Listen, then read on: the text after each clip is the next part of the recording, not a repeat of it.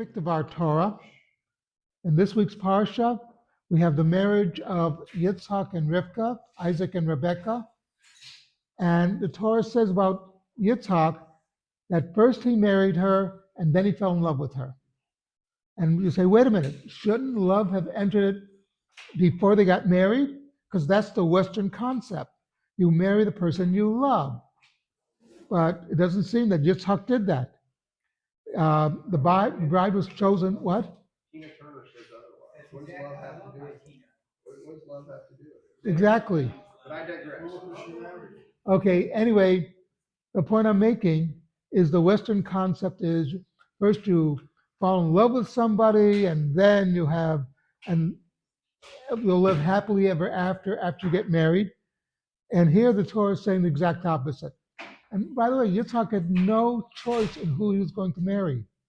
I mean, Avram sent Eliezer up to Haran to choose a bride for Yitzhak. The first time they meet is when she's on the horse coming down and she sees him in the field. And by the way, she fell off of her horse. She was bowled over by him. But, like, give me a break. They didn't know each other, didn't love each other. And it turned out that what the Torah is saying is if everything else matches up, the love will grow. As we all know in Fiddler on the Roof, one of the big songs is Do You Love Me? Where Tevye wants to know whether or not Golda loves him. Well, just a second. And the point of the song is they met literally under the chuppah. They met on their wedding day, and he wants to know after 25 years if he says, my parents said we've learned to love each other, so I'm now asking you, do you love me? And she says, well, yeah, I suppose so.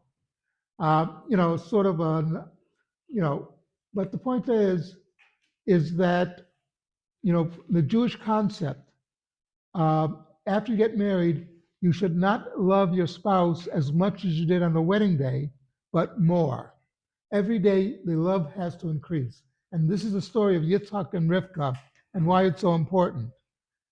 So important to the Jewish people that, and just as a little note afterwards, a certain talk show host spoke to some Hasidim.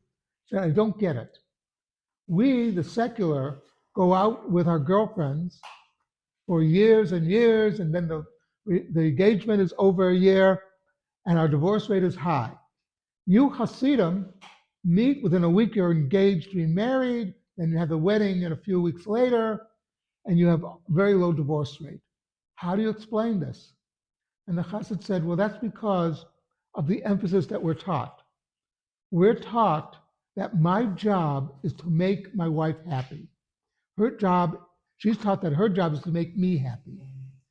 And we're both taught, don't worry about making yourself happy, worry about the other, worry about your spouse.